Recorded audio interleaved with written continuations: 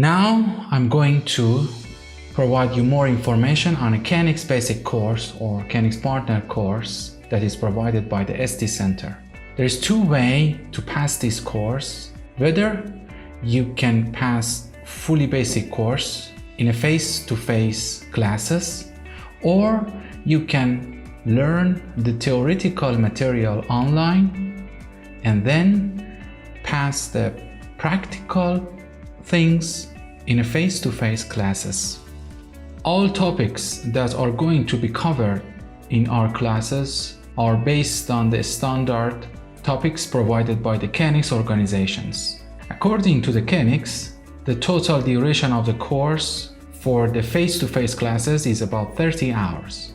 The learning material we use is a standard learning material provided by the KNX organizations, and it's KNX Basic book.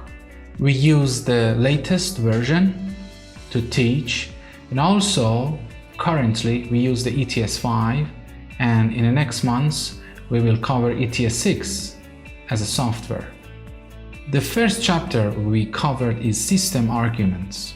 In this chapter we are going to learn what is KNX, the ways to program the devices, the different type of media we use in KNX, and many other things. It is an introduction chapter. The next chapter is about system overview. This chapter is going to provide you the fundamental things to make you the programmer in KNX. It's an important chapter.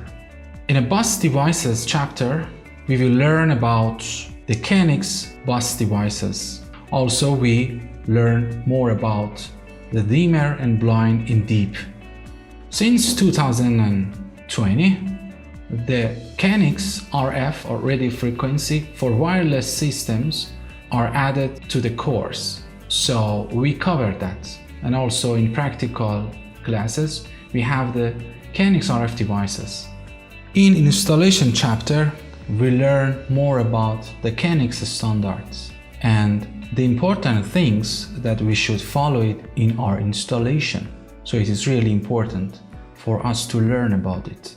In our classes, we mention how to wire and similar things also. Also, we will mention about security control. When we talk about security control, we consider about burglar alarm systems, CCTV, access controls, and so on.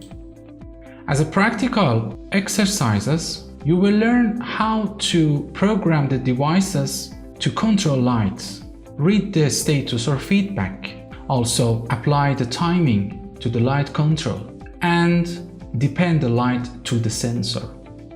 Then later, we will learn about shutter or blunt control, the differences between with a sled or without a sled, and we will learn how to program it and operate it according to the KNX standards.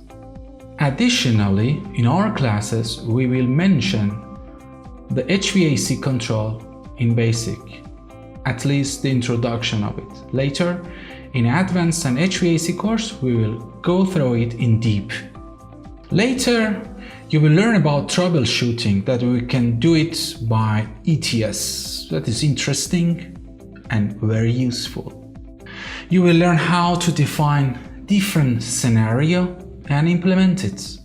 And at the end, you will learn about project design.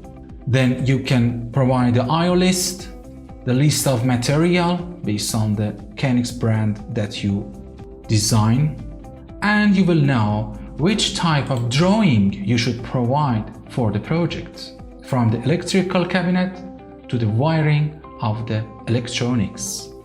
Thank you so much to listening to me, and I hope to see you in KNX Basic course.